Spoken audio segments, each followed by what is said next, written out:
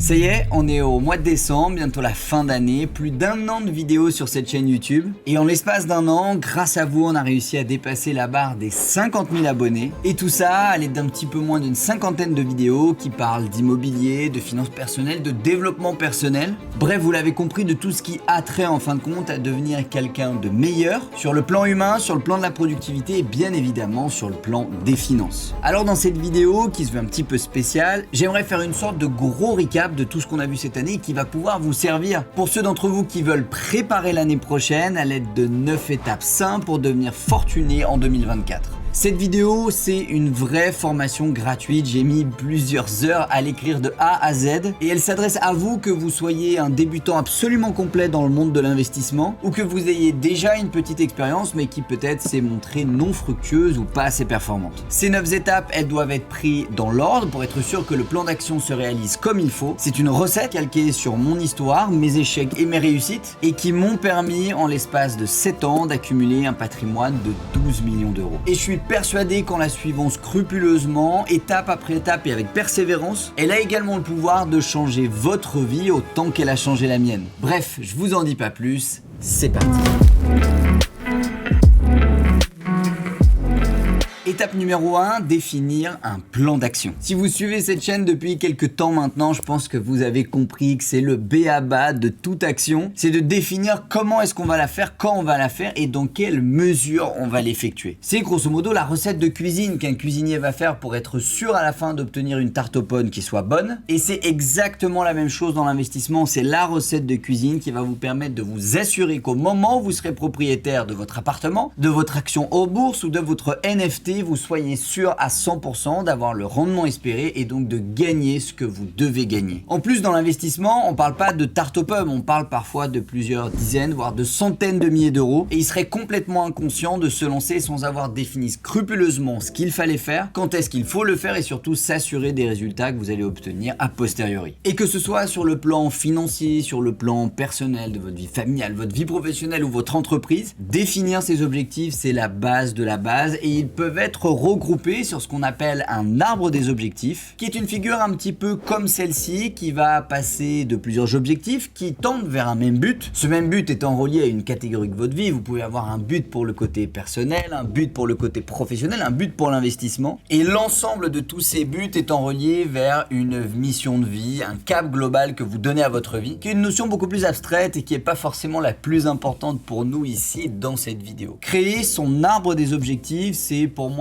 une des premières étapes à faire à partir de maintenant si vous vous lancez dans le monde de l'investissement, parce que c'est grâce à celui-ci que vous allez maximiser l'impact de ce que vous allez faire et minimiser les coups d'épée dans le vent qui ne servent à rien, comme j'en ai effectué des dizaines. Maintenant, concernant les objectifs, j'aime appliquer une recette qu'on a déjà vue dans une précédente vidéo qui s'appelle le SMART objectif. Un S pour spécifique, parce que vouloir acheter son premier appartement en 2024 ou investir 50 000 euros sur les marchés financiers, ce sont deux objectifs complètement différents et vous pouvez poursuivre les deux en même temps, mais ayez bien conscience qu'il s'agit de deux objectifs qui ne demandent pas les mêmes ressources et surtout pas les mêmes actions derrière pour qu'ils soient réalisés. Un M pour mesurable, parce qu'il faut que vous puissiez savoir si vous avez réussi, un petit peu réussi ou pas réussi, afin de pouvoir en tirer un feedback et de faire mieux la prochaine fois que vous tenterez la réalisation de cet objectif. Un A pour atteignable et ambitieux. Atteignable parce que si vous n'avez jamais investi dans l'immobilier, de vouloir acheter un immeuble de rapport de 20 appartements, c'est peut-être quelque chose de déraisonnable. Et même s'il faut être déraisonnable, il faut que ça reste quelque chose d'atteignable, on pourrait dire de réalisable en fin de compte grâce aux compétences et aux connaissances que vous avez aujourd'hui. Le A, il veut également dire ambitieux parce que si vous avez déjà acheté un premier, un deuxième, un troisième appartement, d'aller acheter un quatrième, peut-être que c'est quelque chose qui va vous stimuler, mais peut-être aussi quelque chose qui va vous ennuyer. Et à ce moment-là, ça peut valoir le coup d'aller sur des stratégies un petit peu plus complexes, de basculer sur les marchés financiers. Pourquoi pas de créer votre entreprise, d'investir dans le private equity, en tout cas de faire quelque chose de différent qui vous stimule. Et c'est vraiment dans cette courbe-là qu'il faut tenir, quelque chose qui ne soit pas trop dur et donc démotivant pour vous, mais qu'il le soit suffisamment pour vous stimuler et vous motiver au quotidien. Un R pour réalisable sans intermédiaire indispensable, ce qui veut dire que si vous définissez un objectif qui ne dépend pas de vous,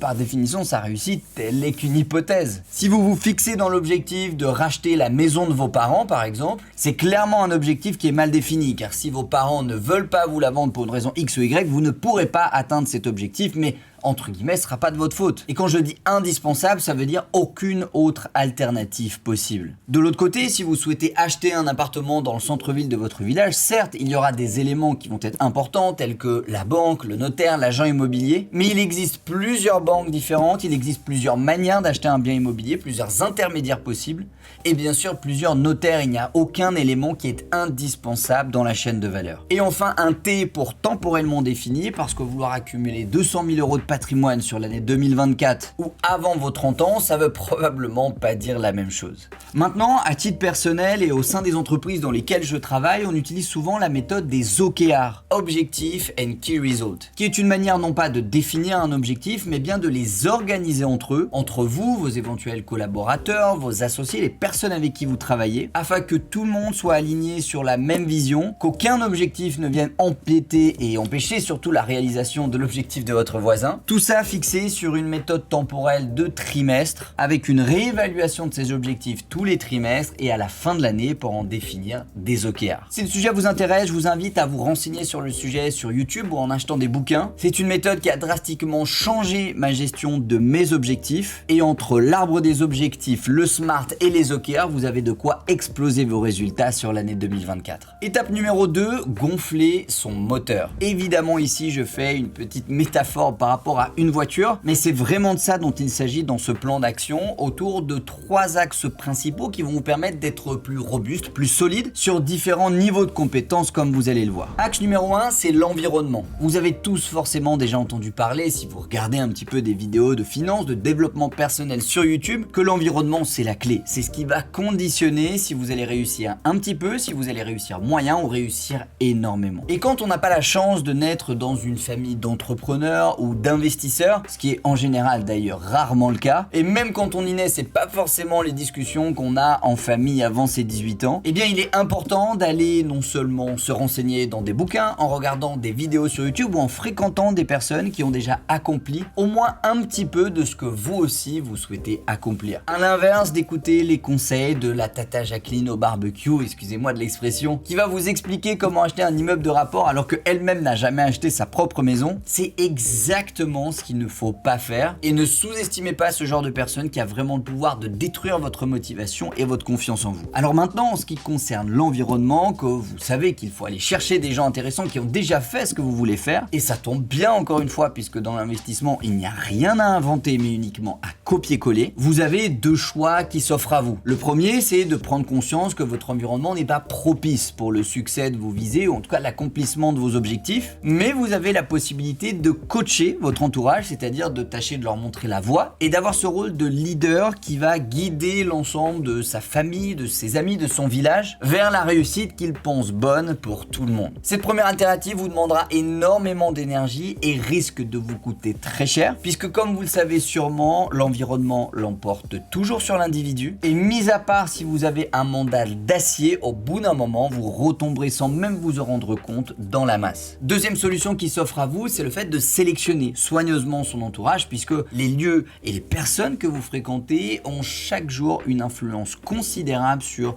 votre mental, sur vos croyances, vos idées reçues, vos goûts, vos choix, vos projets. Et on a coutume de dire que nous sommes la somme des 5 personnes qu'on fréquente le plus, d'où l'intérêt de bien sélectionner ces 5 personnes. Deuxième axe pour gonfler ce moteur, c'est le fait de travailler sur ses comportements. Et quand je parle ici de comportement, je veux bien sûr parler d'habitudes. Et vous avez 2 manières de mettre en place des habitudes. Certaines vont être constructives et vont vous amener vers l'atteinte de vos objectifs, alors que d'autres peuvent être de mauvaises habitudes qui vont vous faire prendre du poids, rajouter des toxines de votre corps, mal parler à votre compagnon ou votre compagne. Et comme la vie est un tout, en général, si ça se passe pas bien à la maison, ça ne se passera pas bien au travail. Si ça se passe pas bien au travail, ça se passera pas bien dans vos investissements. Et il est donc important en tant qu'investisseur intelligent de prendre en compte cette sorte de systémie globale qui fait que si vous souhaitez réussir dans l'investissement, il faut également comment prendre soin de votre vie familiale et en même temps de votre travail et en même temps de votre entreprise. Mettre en place des habitudes telles que un Miracle Morning, une routine de sommeil, une alimentation équilibrée, prendre ses compléments alimentaires tous les jours, tout ça pourrait faire le thème d'une vidéo en entier et il existe d'innombrables livres qui traitent du sujet. Mais retenez simplement une chose, votre cerveau adore l'habitude et il essaiera toujours d'en emprunter une. Par contre, il ne fait pas de lien entre ce qui est bon et ce qui est mauvais pour vous. C'est donc votre responsabilité de lui montrer la voie en empruntant le bon chemin. Au début, ça vous demandera des efforts, de vous lever 1 heure plus tôt tous les matins, de méditer un petit peu, d'aller courir. Mais vous verrez, je peux vous le garantir qu'au bout d'un moment, ce sera un automatisme. Et à ce moment-là, vous aurez déjà franchi un pas énorme vers votre succès. Axe numéro 3 pour gonfler son moteur, travailler sur ses capacités. De base, je dirais génétiquement ou neurologiquement, on a tous un certain quota de capacités. Et il est vrai que certains sont nés dans la vie et ont la chance d'avoir un moteur Ferrari déjà branché à l'intérieur de leur cerveau depuis qu'ils sont tout petits. Mais pour la grande majorité d'entre vous, 95% d'entre nous, on a à peu près tous le même moteur à la base. Et maintenant, en fonction de notre éducation, de notre environnement, encore une fois, et des comportements qu'on a mis en place dans sa vie, on va plus ou moins développer son moteur et certains arriveront à devenir des voitures de course, alors que d'autres resteront des petites citadines et c'est très bien comme ça. En revanche, si vous souhaitez devenir un investisseur intelligent, il faudra que vous montiez petit à petit en gamme pour aller jusqu'à cette voiture de course. Et pour ça, travailler sur ses capacités de concentration, de réflexion, de créativité, c'est vraiment quelque chose qui va énormément vous aider, notamment en ce qui concerne l'investissement sur ce qu'on appelle le muscle de la concentration. C'est le cas pour toutes les recettes de cuisine en fin de compte, que ce soit pour prescrire un médicament quand on est médecin ou pour suivre scrupuleusement une méthode d'investissement quand on trade sur les marchés financiers, il faut se concentrer sur l'étape 1, puis l'étape 2, etc., etc. Ça vous demandera en général peu de créativité, mais beaucoup de concentration et sachez que dans le cerveau humain, le muscle de la concentration et celui de la distraction sont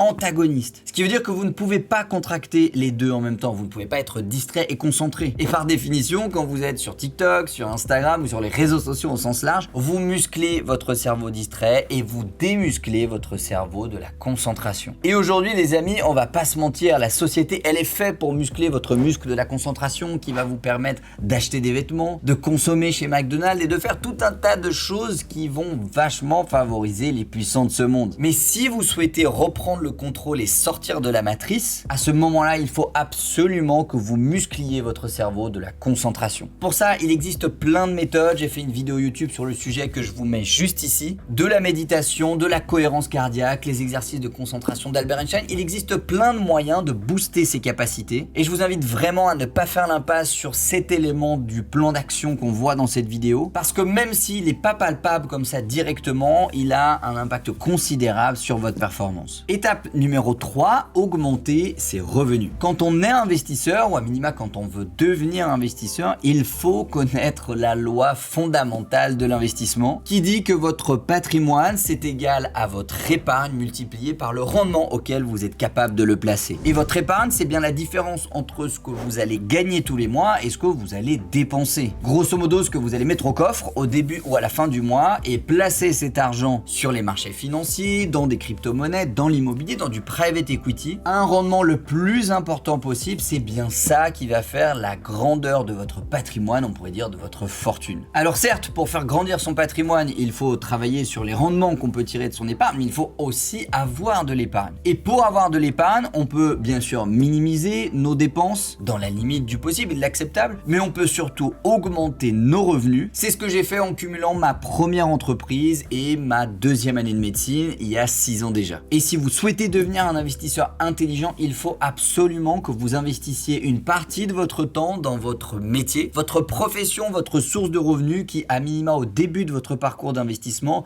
va être le moteur, le carburant essentiel pour créer du patrimoine, acheter de la richesse, qui par la suite vous rapportera de l'argent qui vous permettra, si vous le souhaitez, de ne plus travailler. Et à titre personnel, au-delà de travailler dans un secteur qui vous plaît, qui est bien évidemment essentiel pour être performant, et au-delà de ça, épanoui et heureux dans la vie tout simplement, je vous conseille le plus tôt possible également de réfléchir au mode d'exercice qui vous correspond, parce que tout le monde n'est pas fait pour être entrepreneur, tout le monde n'est pas fait pour être salarié et encore moins pour être une profession libérale. Le salarié, il vend son temps contre de l'argent, donc si un salarié souhaite gagner plus d'argent, il faut qu'il fasse mécaniquement plus d'heures, ou alors qu'il change de poste, a sûrement un poste avec plus de responsabilités, qui en général d'une manière ou d'une autre sera relié à plus d'heures, donc il continuera de vendre son temps pour de l'argent. La profession libérale, lui, il vend un acte technique tel qu'un médecin, un avocat, un notaire, un expert comptable ou un psychologue, et donc pour gagner plus d'argent, il faut tout simplement qu'il fasse plus d'actes, soit en réduisant la durée de ses actes et en étant plus efficace, soit en travaillant plus longtemps, ce qui revient à vendre son temps contre de l'argent encore une fois, mais il a ce choix de faire l'un des deux. L'entrepreneur, il vend une solution contre de l'argent, et donc pour gagner encore plus d'argent, il peut soit augmenter la valeur de sa solution, ou de trouver encore plus de solutions à proposer à encore plus de prospects, ou alors il peut garder la même solution mais tâcher de la vendre plus à un nombre de prospects plus important. Et ça, c'est vraiment la base de la base. Et au fond de vous, si vous réfléchissez que vous allez faire des stages chez des salariés, chez des libéraux, chez des entrepreneurs, vous allez assez rapidement vous rendre compte qu'il y a des choses pour lesquelles vous êtes plutôt fait en fonction de votre tempérament, de votre personnalité, et des choses pour lesquelles vous n'êtes pas vraiment fait. À titre personnel, je pense être vraiment fait pour être une profession libérale ou un salarié, mais pas forcément un entrepreneur, car la gestion de l'humain par exemple, c'est quelque chose qui me plaît pas du tout, et j'aime ce côté expertise dans un domaine et non pas expertise globale sur un marché. Mais après, c'est quelque chose qui n'engage que moi, et je vous invite vous aussi à vous poser la question, et pour trouver la réponse à cette question, n'hésitez pas à aller sur le terrain, à discuter avec les gens, et en général vous trouverez une piste. Message central de cette troisième étape, les amis, gardez à l'esprit que tout le monde n'est pas fait pour être un général, tout le monde n'est pas fait pour être un soldat. Et je peux vous garantir qu'un bon soldat sera toujours mieux rémunéré qu'un mauvais général.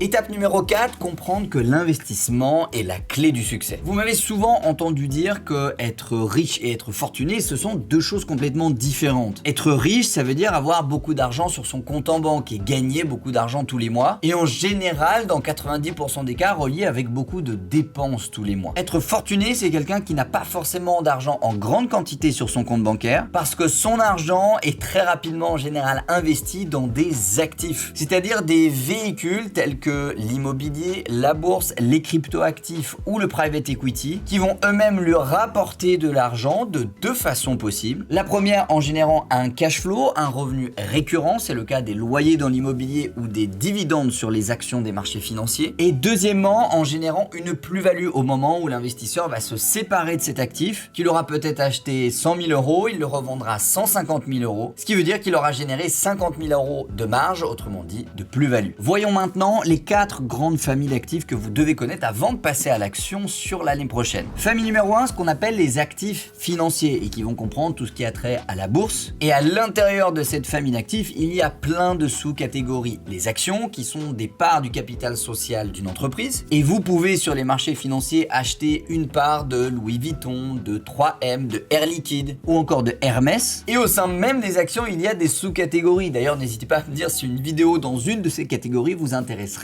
dans les commentaires. Dans les actifs financiers, on retrouve aussi les obligations, qui sont une part de la dette d'un État ou d'une entreprise, qui pour se financer, au lieu de faire appel au crédit bancaire, va faire appel au crédit des particuliers et des institutionnels. Et donc vous et moi, on va pouvoir leur prêter de l'argent en échange d'un bon ou d'un ticket qui va nous donner un certain rendement durant les années à venir où le prêt va être remboursé. On peut également rajouter les matières premières, l'or, le zinc, le palladium, etc., etc. Et il existe encore une fois plein de catégories et de types différents. Famille numéro 2, ce qu'on appelle les actifs numériques. C'est peut-être l'investissement le plus récent qu'on ait connu de l'histoire de l'homme, puisqu'il va s'agir à la fois des crypto-monnaies, des NFT et de toute technologie qui puisse être reliée de près ou de loin aux nouvelles technologies, qui peuvent être achetées pour générer un revenu récurrent, c'est le cas du stacking de crypto par exemple, mais également pour générer de la plus-value, qui consisterait à acheter un NFT il y a 2 ans à 50 000 $ et le revendre aujourd'hui à 200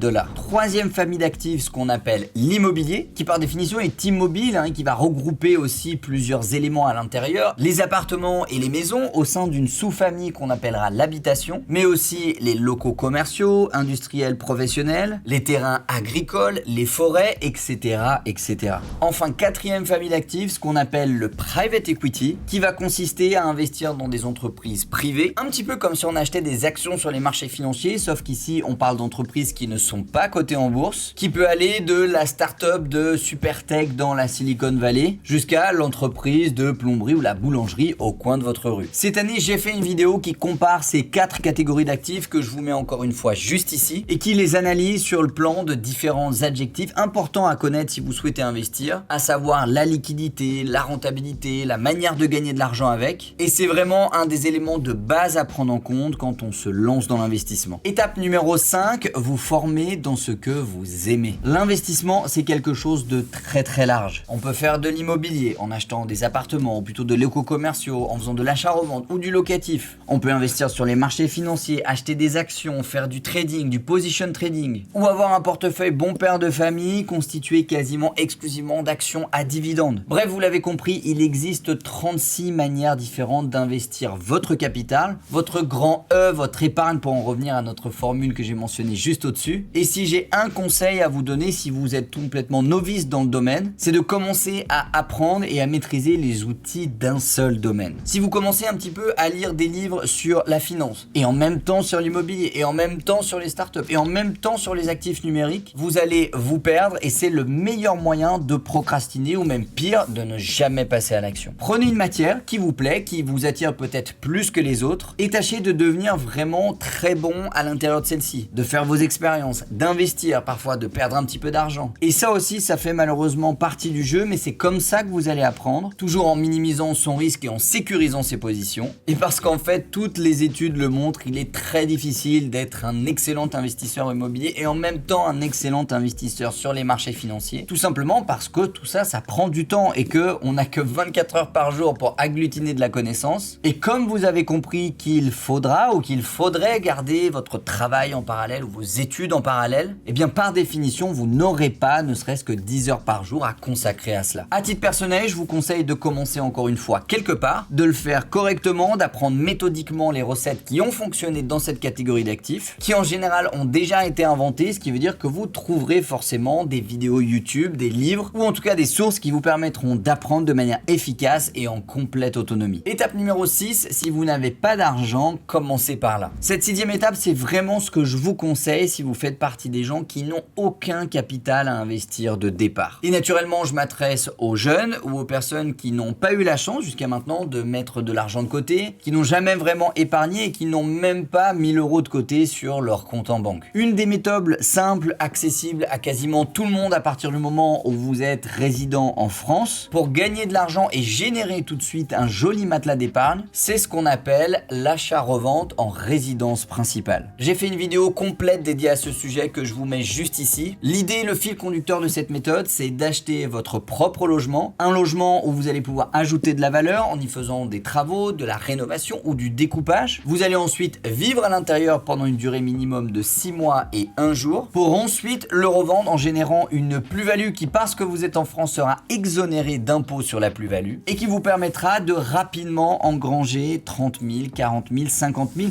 peut-être même plus que ça de capital à investir, ce qui, bien évidemment, pour jouer au Monopoly dans la vraie vie, va drastiquement vous aider. N'hésitez pas dès la fin de cette vidéo à aller checker celle que je viens de vous mettre en lien, parce que c'est clairement l'opportunité qui est encore présente aujourd'hui, qui sera peut-être plus là d'ici une dizaine d'années en fonction de l'évolution de la fiscalité française, mais c'est vraiment pour moi quelque chose que tout le monde peut faire à condition de s'en donner les moyens et de faire les choses correctement. Étape numéro 7, diversifier. À partir du moment où vous aurez compris comment ça marche, que vous aurez commencé à générer de l'argent avec une première catégorie d'actifs, ce qui a été mon cas avec l'immobilier, je vous conseille de commencer à diversifier vers les autres catégories d'actifs. Tous les plus grands gestionnaires de fonds au monde vous diront qu'un portefeuille équilibré, c'est un portefeuille qui possède une base d'immobilier, mais également des actions cotées en bourse avec des actions à forte croissance telles que Apple, Tesla, mais aussi des actions un petit peu plus défensives telles que des actions à dividendes comme McDonald's, Coca-Cola, 3M ou encore Caterpillar, mais également un petit peu de portefeuille investi en private equity et aussi dans des actifs numériques. Votre portefeuille, c'est la synthèse de tout ce que vous possédez sur le plan patrimonial, que ce soit les éléments immobiliers d'un côté ou mobiliers d'autre part, c'est-à-dire qui sont mobiles, qui ne sont pas palpables comme de la pierre. Et une fois que le moulin commence à tourner dans une catégorie d'actifs, je vous conseille vraiment très vivement de diversifier votre portefeuille en investissant investissant les gains que vous avez retirés dans d'autres catégories d'actifs. Étape numéro 8, réinvestir vos gains. Alors cette étape, j'aurais pu la mettre beaucoup plus tôt, j'ai choisi ici de la mettre en 8e position. Et je sais que ça peut paraître étrange de se dire, bah ouais mais Tim, moi si j'investis, c'est pour avoir une certaine liberté financière, pour que mes investissements me rapportent de l'argent, qui me permettent de m'acheter une voiture, une villa sur la Côte d'Azur, ou de profiter de mes parents qui vieillissent. Oui, je sais tout ça, mais au début, si j'ai un conseil à vous donner, c'est de